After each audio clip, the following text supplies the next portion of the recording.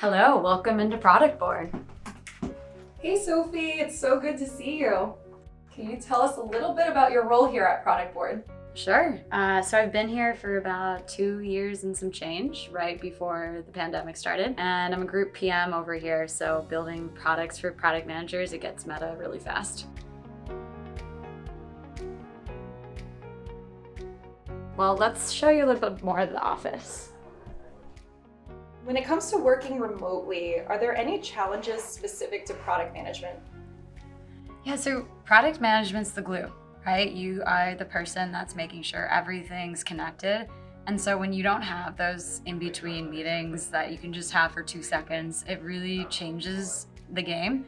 And all of a sudden, those 2-second conversation becomes 30 minutes. All of a sudden, even if you're extroverted, it just takes the life out of you. So I really think being able to come back and have those conversations in person was really helpful.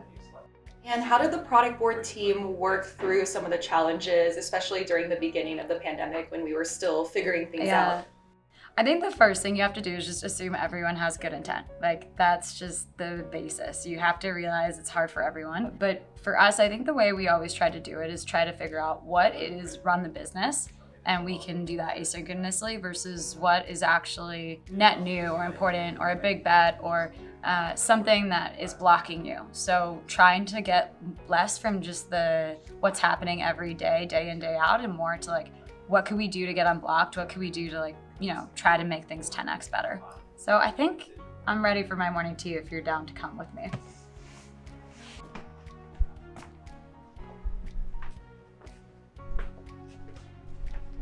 Cool, so I guess this is what you would call the place of water cooler talk in Productboard. We always have all sorts of fun snacks here. Our sales team's over there and our product team's over there. So it's kind of like the central place where we mingle. And I think I'm gonna do chamomile tea right now. So bear with me.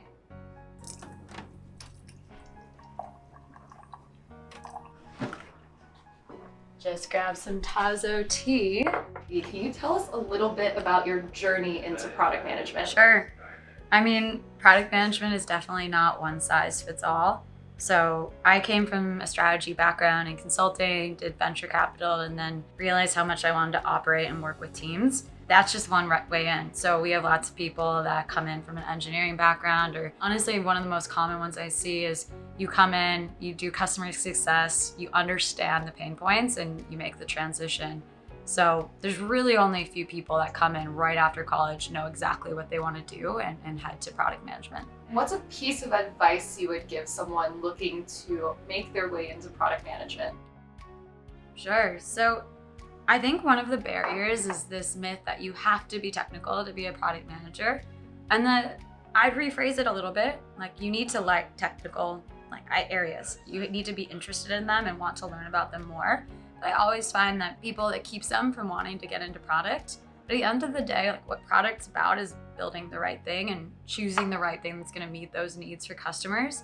And that's really what you have to hone in and be great at. And as long as you have that interest, you will find a way to get to technical. Well, I think let's get to work.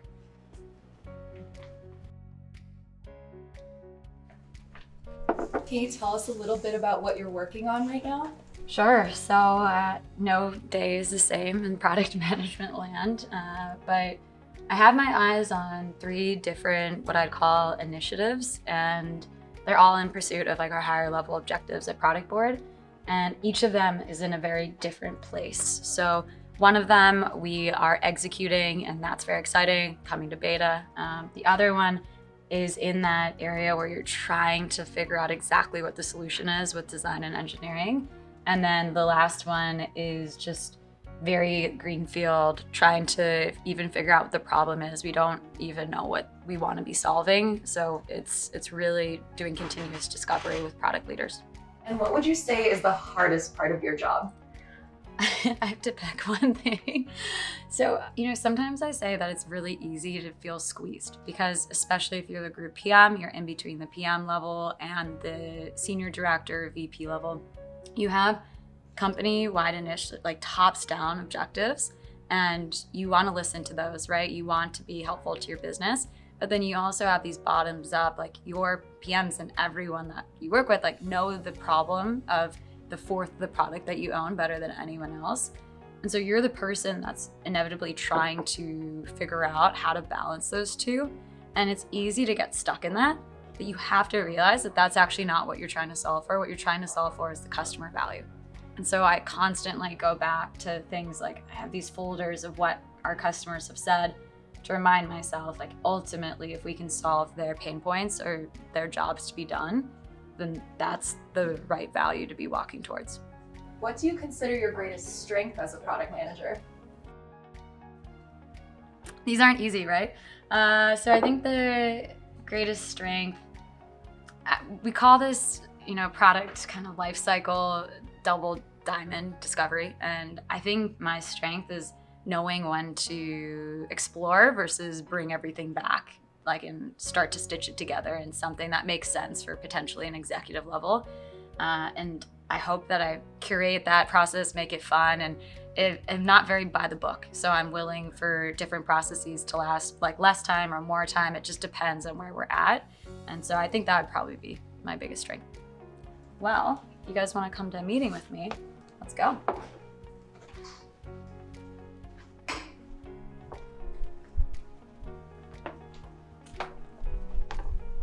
So Sophie, it seems like product managers are constantly in meetings. Yes. What's your philosophy on that? Yeah, I mean, look, even I'm probably 55% extrovert, 45% introvert. If you constantly say yes to meetings, you are just going to become drained. And so you need to figure out what is the run the business meetings? Can any of that happen asynchronously over Slack? Because we work with so many folks in Prague, it helps because it consolidates the time that you can meet. So it's just anything that's run the business, see if there's something you can do over a means of communication that isn't over video. And then what I try to make sure in terms of the meetings that we do have is along that double diamond process, what are the right check-in points? When do you have things stitched up that you're ready to share? And I always tell my team, we need to present before we're comfortable. So before you're 100% comfortable, maybe 85, that's when you want to present, because you're a lot of times going to get feedback. You have to iterate, you have to go and try to make, more improvements.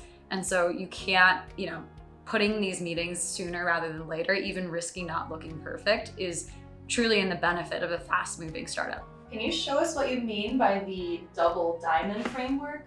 Happy to. So we have a differentiation at Productboard for problems versus solutions. And so we'll put the diamonds right here. Hope I'm not getting graded on my 3rd grade artwork. But the first area that we have is the problem. And the second is the solution.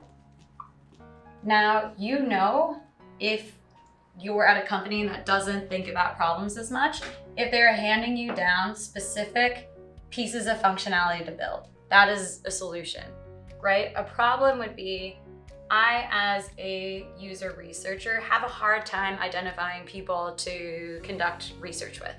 The solution is, I need a tracker of everyone that I possibly could reach out to. So the second you start hearing more of the solutions, you need to make sure, has the work been done here? And the thing is, sometimes this work actually has been done. It just hasn't been communicated well. So I've seen executives that have already done this work, and it just hasn't been communicated to the teams that are going to work on the solution. Now, within this double diamond, you have this idea of, diverging versus converging. And you do this twice, and sometimes you have to do it more than twice. But the idea is that I can tell people when I'm in a meeting where I'm at within this double diamond. And the most important part is when I'm diverging, I want to be as fantastical as possible. The world's your oyster, just whatever you think comes. You don't need to, if somebody asked me to present during this area, it'd be really hard for me to present, because I would be I'm all over the place. I have an idea here, I have an idea here, there's a pain point here, a pain point here. The converging is when you start to see all of the inputs from potentially especially when you're in the problem area, you're working with the interviews. And so you might converge and start to say, okay, the top 3 takeaways from 20 user interviews is that the problem is that user researchers don't know who to contact. So the who to contact is the problem that we want to solve. And that is the problem definition. So now you go with your team and you say, okay, we know the problem that we want to solve. Hey, design engineering, and hopefully if you're in a powered organization, they've started the problem area with you.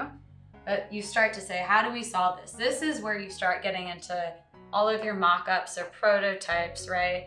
And you start getting at first crazy. Like in these stages, you might be drawing on napkins at a restaurant with your designer. Why not? Sometimes it's fun. But then as you start to kind of get a little bit more buttoned up, you actually have in this area like a prototype, right? And your engineers are starting to estimate like, this is how many t-shirt sizes for this functionality. So the progress from this to this is quite substantial. And so once you get to here, this is when you have your solution of like, let's call it a tracker.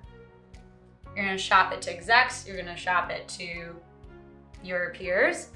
You might have to come back here. You might have to come back here, but hopefully you don't. The idea is that you did this process well enough that you now have something buttoned up to go for it. Great, well, let's go to that couch area that I brought up earlier. Okay.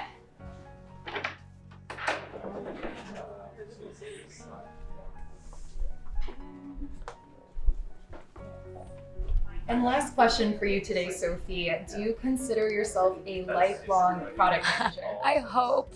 I mean, I don't even think you have to specifically be a PM in name to be a lifelong product manager. If you are just an observer, if you're somebody that's really interested in why, like the problems people face and you want to come up with creative ways to make it better, you're a PM. And like, you can even see it when you're in a grocery line and you're trying to improve the process. Like, if that's constantly that thing that you're just trying to solve things and you want to work with people to solve problems, you're a product manager. Thank you so much for your time today, Sophie. Yeah. It was so nice to chat with you.